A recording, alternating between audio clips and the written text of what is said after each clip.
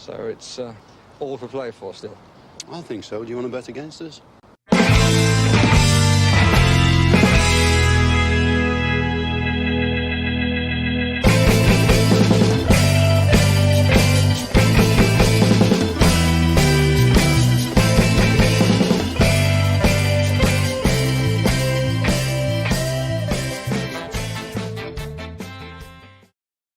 Good evening, ladies and gentlemen, and welcome to For the Love of Pomegranate podcast. Back again tonight with another little transfer talk piece. Probably one that isn't going to come true, but I said this about Philippe Coutinho as well. Philippe Coutinho, who is now hanging. I can never get this right. My thumb will have to. It's hanging up here behind me. Hopefully, that's going to be lucky shot for the rest of the season. But yeah, back tonight with a little transfer, more so a bit of a statistical analysis to see what a 34-year-old, soon to be 35 in the next couple of days, year old Luis Suarez would actually bring to Aston Villa Football Club. We have been linked with him. It has numerous places have retweeted that Luis Suarez has turned down some advances from the MLS, from Brazil, from South America, and kind of has his heart set on moving back to the Premier League with Steven Gerrard's Aston Villa in prime position. Obviously, we know the ties there between Gerrard and Suarez, and the fact that maybe access to chat to the player would be a bit easier, considering I'm sure that Steven Gerrard has his number and can ring him anytime. And look, if there is something in this, it's more likely going to be something for the summer. But I suppose, listen, while there's a potential it might happen here in January, we might as well just have a look at it and see where a Luis Suarez, even at his advancing age, would fit into Aston Villa Football Club. So let's take a little look at, as always, I've got some of his stats, and I've already seen a small typo, but that's okay. That's okay. You guys don't come here for perfection. You come here for talking points more so than anything else. So let's have a little look here. We'll pop it up here in the stream. So I can confirm that Luis Suarez was not born on the 31st or the 34th of January. That's obviously a typo. 24th of January, 1987, making him 34 at this moment in time, soon to be 35 years of age. What needs to be said about Luis Suarez from a career point of view? Absolutely lit up the Premier League and went on to La Liga and became one of the most lethal strikers in the world in La Liga, amassing up some unbelievable numbers for Barcelona, and has been residing in Madrid, Atletico Madrid, since then. But looks like he's not going to sign a new contract with Madrid, and he's going to look for pastures new as he gets up there in age. But that was really interesting to take a look and see what he brings still at this age. So as always, we've taken some numbers, we've taken percentiles with regards to where he stacks up with strikers in the top 5 leagues in Europe, based on his numbers from the last 365 days. And I think that's a fair assessment of him, because while he is not the striker he was 2014, 15, 16, 17, 18, he's still quite a good striker, and he's still quite lethal, scoring. I think it was over 20 goals for Atletico Madrid last year, even in La Liga. But he's played a multitude of games, 363 starts as a striker, 31,413 minutes. So predominantly, you're not getting anything specifically with him as a 35-year-old. You wouldn't be getting anything from him from a point of view of versatility. If you're bringing him in, he's going to be in there to play up top and to score goals. And I saw it today on Twitter likened to maybe how Manchester United brought in Ronaldo, and I'm not quite sure it would be exactly the same. I think age and prestige would be one of the similarities that this would have, but I think there's just a small bit more about Luis Suarez for a team like Aston Villa than there is for Cristiano Ronaldo to a team like Manchester United, based on the fact that Ronaldo is more of a nostalgic piece coming back to Manchester United, maybe coming back to them at a time when they were faltering really as a club. He was seen as potentially a kingpin to get them back towards Champions League or even winning the league, and it hasn't really panned out that way. Maybe Suarez coming into Aston Villa, while we would be looking for goals from him, I think there would be a small bit of a less of a reliance on him, if that makes sense. Um, Obviously, Aston Villa fans and the football club, if he was to come in, would want him to play absolutely every single game, every single season. But I think there will be a small bit of a less of a reliance on him based on the fact that we do have a system, and the system dictates that the striker will play in a certain way, and we haven't really found out that way that the striker needs to play yet. Albeit we have seen glimpses of it from Watkins when he has played up there on his own. But some of the things that Luis Suarez will bring, as we know, he brings goals, absolutely phenomenal scoring record, no matter where he's been. He brings experience, which is something that Gerrard wants to inject into this squad. He brings leadership, say what you like about him. And I know he's hot headed, and I know he's done some silly things on the fields and things like that. But his leadership qualities are there. He can drag a team up by the bootlaces, score a goal out of nowhere, and he leads by doing, if that makes sense, as opposed to being a rah-rah man. I presume maybe he is a good speaker. I don't know whether that's a massive intangible of his, the fact that he's a great orator, speech giver, but what he can do is he can bang one into the back of the net out of nowhere, or get across a defender when a defender least thinks that he's going to be there, or pick the ball up at the edge of the box, jink inside and smash it into the top corner. So he's got that he's actually got that small bit of something that I lamented a couple of weeks back, whereby a lot of footballers that we're beginning to see now are manufactured in a certain way, whereby they're afraid that the natural talent for them is more athletic than it is actual football.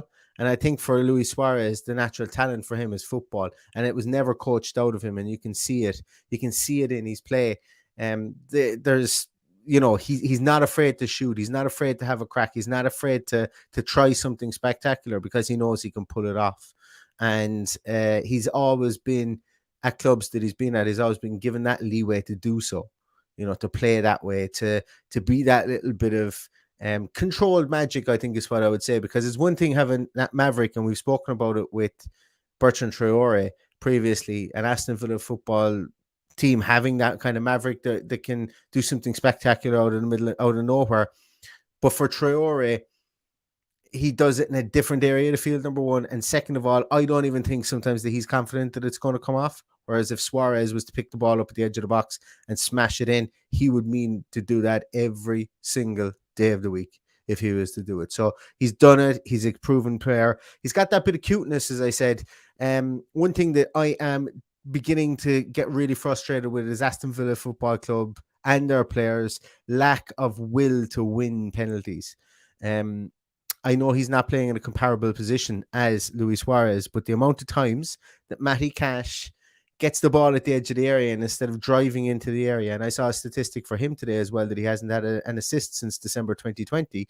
Well, if he was to drive into the box a small bit more, run at defenders, invite tackles and go down, getting penalties would be even better, because a lot of times when he gets the ball, he actually jinks back out of the box to give himself space to cross the ball in. So, that bit of cuteness of getting into the box, winning penalties, being in and around the referee, wily old fox kind of attributes that you can't grow those. You get those from experience. We don't have anyone like that, and we give out enough about every other team that has it.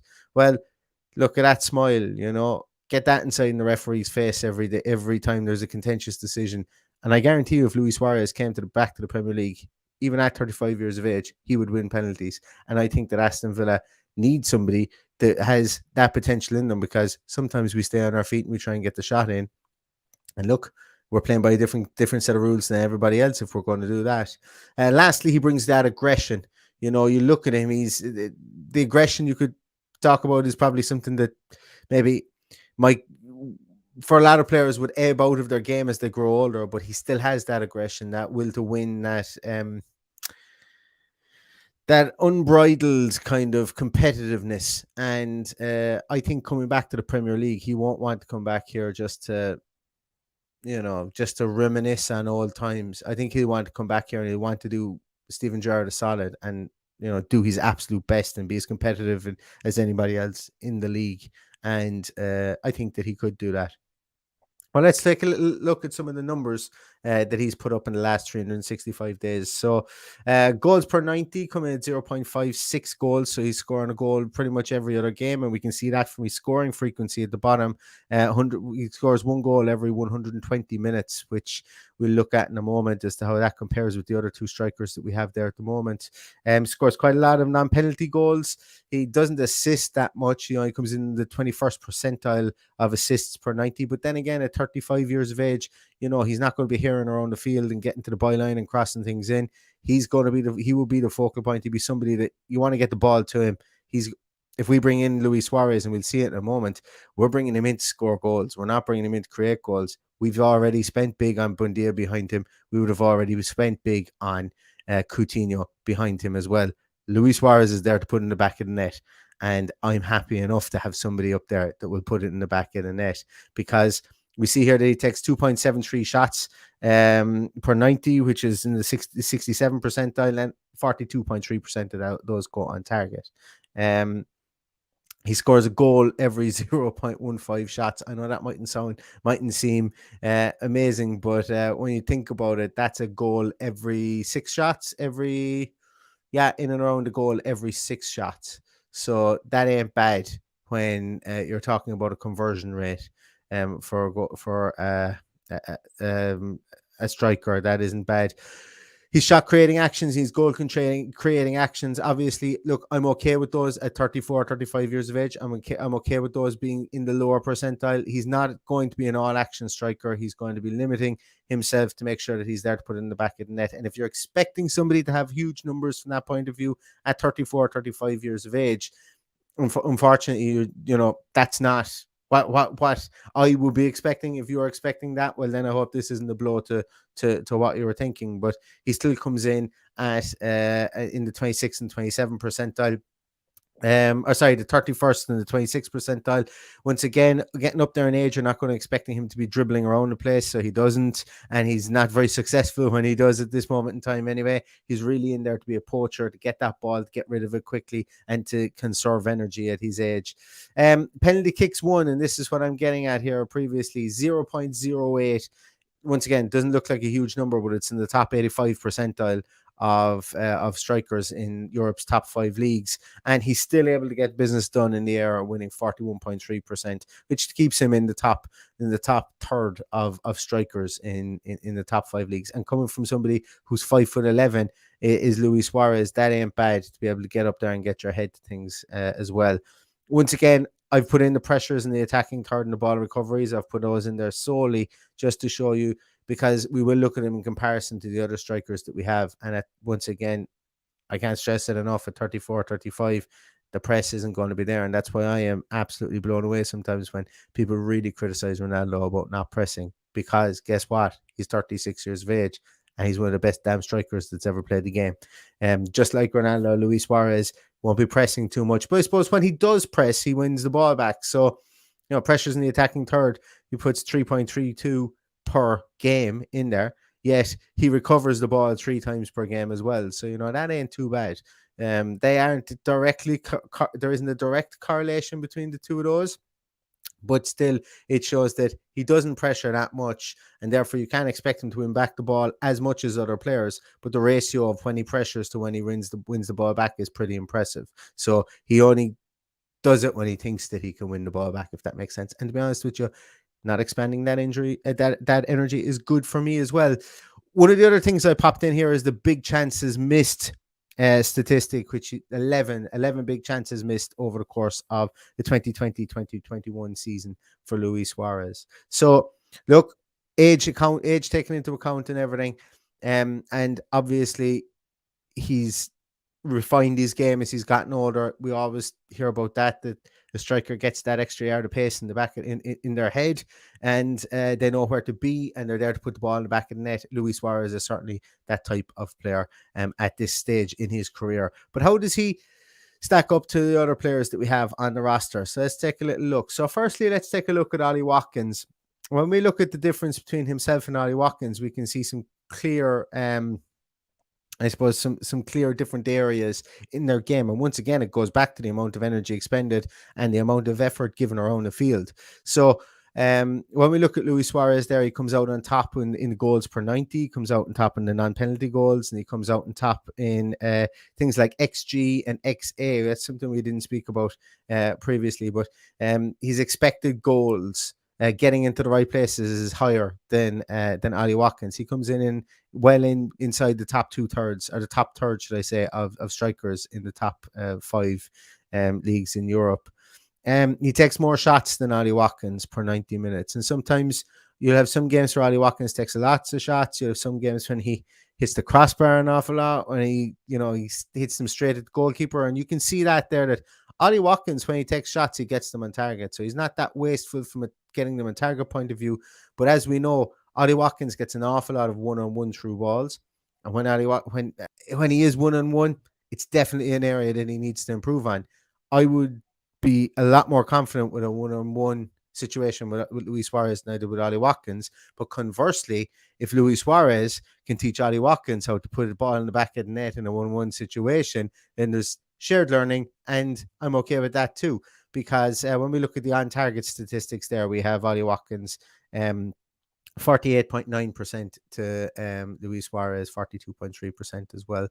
Then when we get down to where Luis Suarez, I've probably made excuses for him previously, where he isn't the most mobile. He doesn't get around the place. He's not going to dribble at you. He's not going to have very many successful dribbles. He's not going to be in and around the pressures and the ball recovery stakes within the field. That's where Ollie Watkins seems to live an awful lot. Even as a striker, he still has those wide forward / winger tendencies that he had growing up with Exeter and at Brentford, and we can see it there. His shot creating actions, goal creating actions, dribble attempts, dribble successes, and his pressures in the attacking third and ball recoveries are all much higher than Luis Suarez, which is to be expected considering that he's bones of 8 years younger than Luis Suarez is.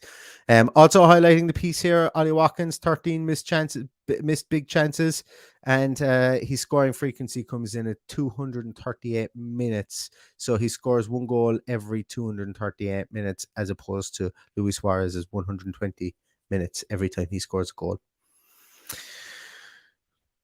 Once again, my caveat, this isn't to say that our players are bad. This is to highlight the areas that other players can come in, give us something different in. I'm prefacing all of this that Luis Suarez comes in here as a goal poacher, goal getter, solely goal scorer for this team.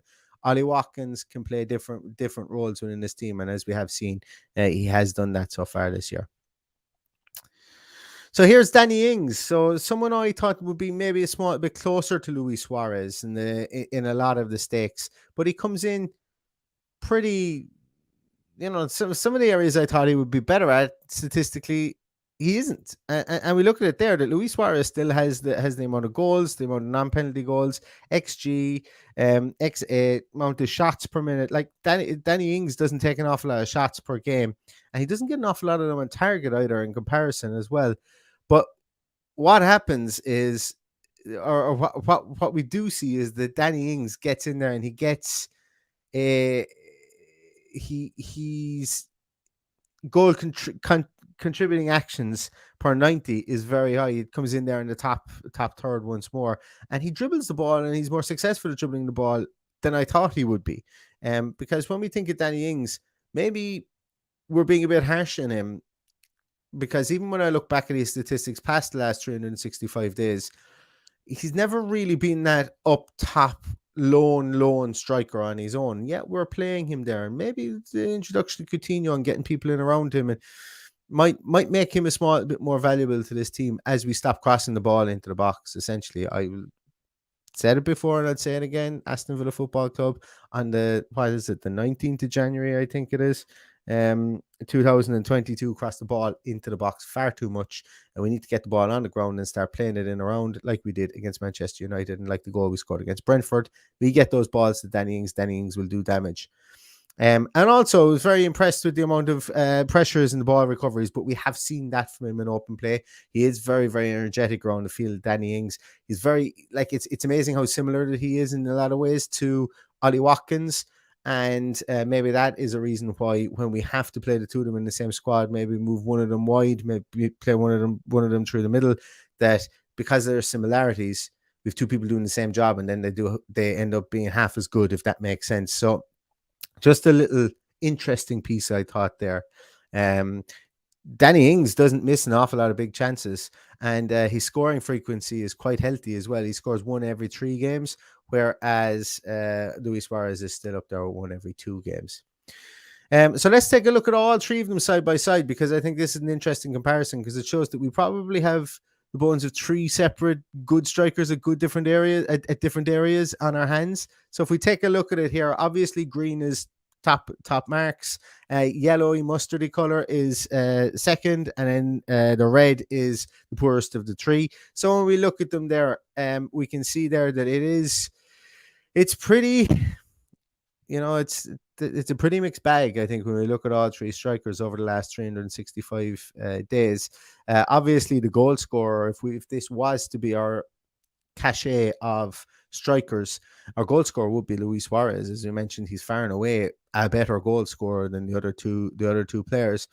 But when we look at it, we've got the kind of the middle of the road guy there in Ollie Watkins, coming in with, he can provide you with an assist. He can play. He's pretty decent at dribbling. He's got very, very good pressures. He's the real pressure player in there.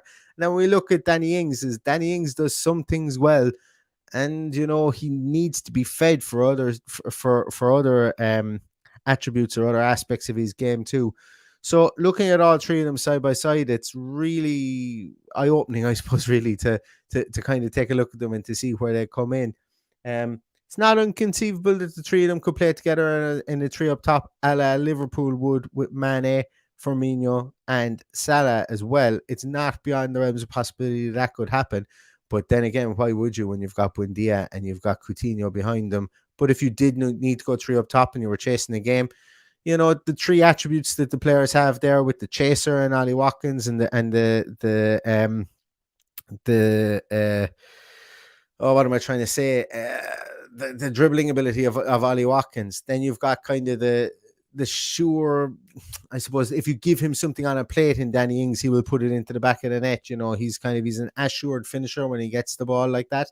And then you've got the maverick and the absolute poacher that's in there in Luis Suarez. But who knows? This could be all a folly of imagination, but it was interesting to see all 3 players together side by side and to see how they shape up and maybe would look as a stable of strikers for Aston Villa Football Club. So that's going to do it for us today. As I said, that's my piece on Luis Suarez. Whether it comes to fruition or not, who knows?